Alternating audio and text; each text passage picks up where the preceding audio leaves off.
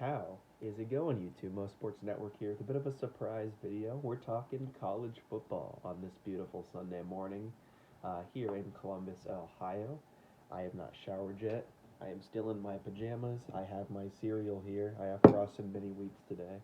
And today we're talking about yesterday's slate of college football games. Um, and as a bonus today, because I didn't do my picks video, we'll have our picks rapid fire for the NFL this week at the end before the day, but we are starting the day off with college football. Let's get right into it as I eat my frosted mini wheats. So, first game, our first conference we're going to talk about is the Big 12 and the madness going on in it. So, Iowa State and Brock Purdy get a huge win over Oklahoma. They fall to 1-2 on the year, losing to Kansas State last week and Iowa State this week. And then Texas, Sam Ehlinger, this is the year Oklahoma finally looks weak, and then they lose to TCU. So it's looking like it's Oklahoma State's conference to lose for once this year, which is not the most shocking thing in the world. They're supposed to have a good team this year with Spencer Saunders and then whoever their wide receiver, really good guy's name is. Oh, it's gonna upset me that I forgot his name. Tell me in the comments whoever his last name is. The wide receiver. They were supposed to be good this year, not Texas, Oklahoma good though. So Iowa State, Kansas State, and Oklahoma State control their own destiny in that conference as far as winning the whole thing is concerned. I don't even know, other than Oklahoma State, what their playoff chances look like because Iowa State lost to Louisiana Lafayette and Kansas State lost to, oh man, who did they lose? Like Arkansas State or someone cursed, someone weird, like App State. I'm not sure exactly who Kansas State lost to, but it wasn't a good loss. So for their playoff hopes, they better hope Oklahoma State only has like one loss at the end of the day, but it's still not looking good for the Big 12 to start the year. So we move on now to the second conference. We're going to talk SEC now.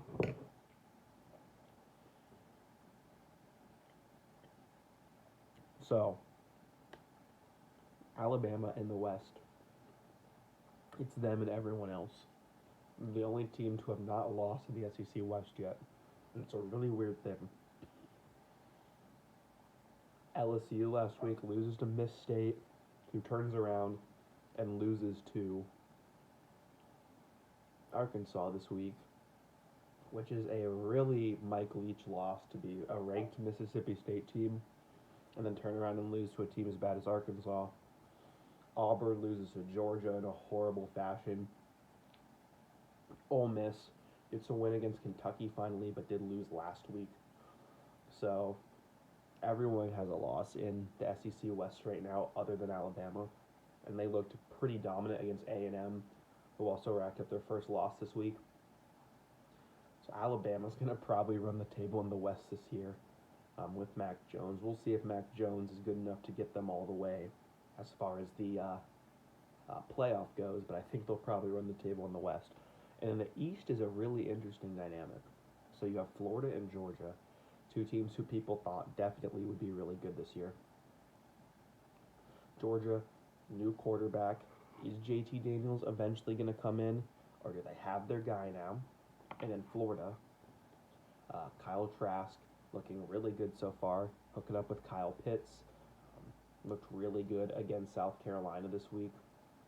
Really good two guys there. And then right below them, a nice wild card is Tennessee. Tennessee's undefeated, and definitely if they can be competitive and maybe get an upset in either these Georgia or Florida games, they can kind of decide the landscape of the SEC and the playoff even. If they get because Georgia plays Alabama this year. I think Alabama is definitely better than Georgia right now. Maybe Georgia can win that game. They're talented enough to. But if Tennessee can come in and upset Georgia this week, that's a huge game. Georgia's probably going to have two losses. and a two-loss non-conference championship type team probably isn't making the playoffs. Although this year, with the Big 12 being so weak and the Pac 12 playing like 8 games, who knows? And then Tennessee, on the other hand, can also upset Florida, and if Florida loses to Alabama in the championship game, it's still a mess. I think if Florida is undefeated going into the SEC championship game, and they lose to Alabama, they probably still make the playoff anyways. And we're talking about all these hypotheticals and whatnot, literally week 4 of the college football season. So, like, Florida can lose to anyone any week. Tennessee can lose to anyone any week. Same with Georgia. Um, Georgia lost to South Carolina last year as we thought they'd run the table. So that's just my point there about the SEC. Um, we're going to talk about the AAC this week. We won't do it every week, especially when the Big Ten and Pac-12 are back. But the AAC, their hopes are not looking good at this point. UCF, their highest-ranked team, lost to Tulsa. And also Memphis with Brady White also lost. So you have 2 hopes now. You're hoping Tennessee can get some of those upsets in the SEC, so there's not a second SEC team. Although I think the second SEC team, probably Florida, that scenario looks the best for the playoff right now. But if they have a good chance, it's either Cincinnati or SMU to make it in, for a team to run the table, go undefeated, and hope for the playoffs at that point. So, do I think it's going to happen? No. I don't trust either of these teams to go undefeated, let alone do it and make the playoff. I think the committee will side with a one-loss Florida or a one-loss Pac-12 team or something like that if it comes down to an AAC team, but the possibility is still there to talk about. And then we get to move on and talk about the AAC or the ACC. We just talked about the AAC. I'm not going to spend too much time on them. Just take a look at Cincinnati and SMU for the rest of the year. Shane Buechele for the Mustangs, and then Desmond Ridder for Cincinnati. Interesting thing to look at for them. The ACC, 5-horse race at the moment. Everyone else has a loss, and I think they're going to continue to beat each other up. You have Clemson, obviously, and then Notre Dame. They're going to be good as well. Clemson and Notre Dame play each other. That should be pretty telling for the playoff picture. I don't think the ACC gets 2 teams in unless Clemson Notre Dame can do it. Then you also have Miami. I think this Clemson-Miami game, and we're going to talk about my games of the week next week, this Clemson-Miami game is going to be a bit of a non-factor, and I think Clemson's going to kind of show up and show Miami who's boss. But Miami probably is going to be like a top 7-6 team in the country next week. So who knows with as far as that game goes.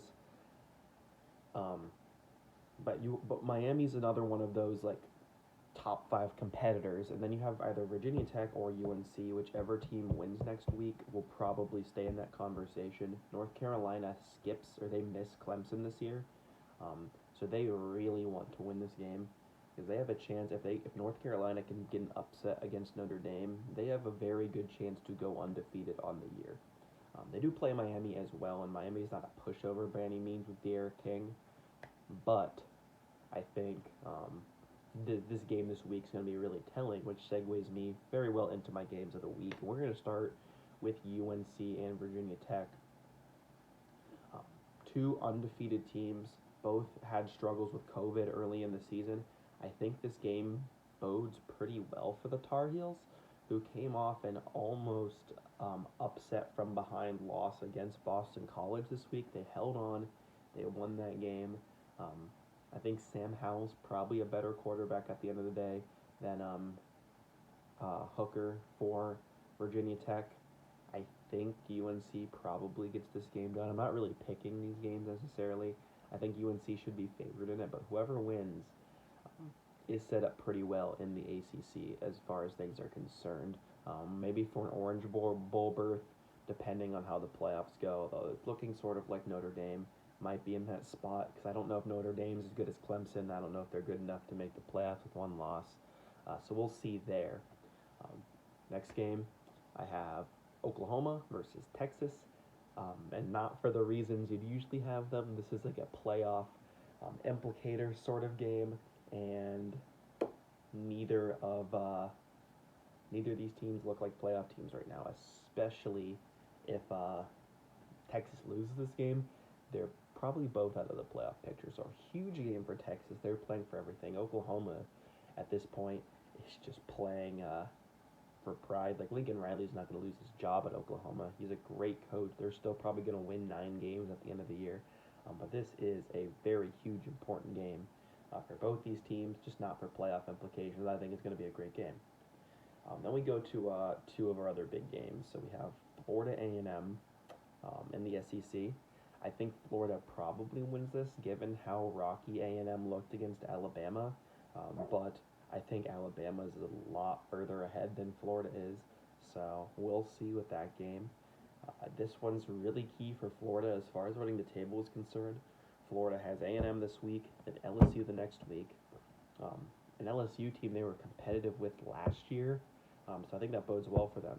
If they can do that, then they play Georgia. They're not going to have, when they play Missouri the next week, then Georgia. If they can beat A&M, LSU, Georgia, that stretch, I don't think they're going to have any problems other than that Tennessee wild card at the end of the year from running the table and going undefeated in the SEC championship. Obviously, don't count your eggs before they hatch, but it sets up well for Florida, especially if they can beat this A&M team. Then finally, I have Georgia, Tennessee this week. Do I think Georgia will win? Yes, but I think it'll be a close, competitive game. Gartamo, I forget how to pronounce the Tennessee quarterback's last name, starts with a G. He's looked pretty good so far. Tennessee has been rolling in their first 2 games. Granted, they have played Missouri, and then who did they play last week? Someone who was not very competitive with them. Maybe South Carolina? I shouldn't be recording this so early in the morning, kind of. I have a mini script here, but it's sort of off script. So Tennessee looked good against Missouri this week. That's the first game of them that I actually watched. But Georgia also crushed Auburn, looked a lot better than I expected. Is looking to be a very competitive team this year, and I'm really interested in the SEC East this year and how it goes down. So that's another really exciting game. If Tennessee wins, chaos in college football. I know I should stay unbiased, but I'm going to come out and say I'm cheering hard for Tennessee next week. So that's that. Those are my games of the week. We're going to do our NFL quick picks real quick. If you're watching this today, because I know I'm mainly an NFL guy and you wanted some NFL stuff, here we go. So to start, Seattle versus Miami, give me the Seahawks. Cincinnati, Jacksonville, give me the Bengals. Tampa Bay versus the Chargers, give me Tampa. We have Minnesota versus Houston, give me the Texans and that one. Washington football team versus Baltimore Ravens, give me Baltimore. You have New Orleans and Detroit, give me the Saints. Dallas versus Cleveland, I'll take the Cowboys reluctantly one more week. You have Cardinals, Panthers, give me Arizona to bounce back. Rams versus Giants, I'll take the Rams, pretty big in that one. Vegas, Buffalo, give me the upset, give me Vegas against Buffalo. I like what John Gruden and the boys have been doing. And then 49ers, Eagles, give me the Niners. Eagles will look bad. And then Packers versus Falcons, I'll take the Pack. So thank you guys so much for watching. If you guys enjoyed, make sure you press that like button. If you really liked it, make sure you subscribe. If you didn't like it, press the thumbs down button. Tell me why in the comments below. I love talking to you guys in the comments. So thank you guys so much for watching. Hopefully I come a bit more prepared next week. I did come with my cereal though, and that was your college football morning. So thank you guys so much for watching. I'll see you guys next Sunday. Peace out.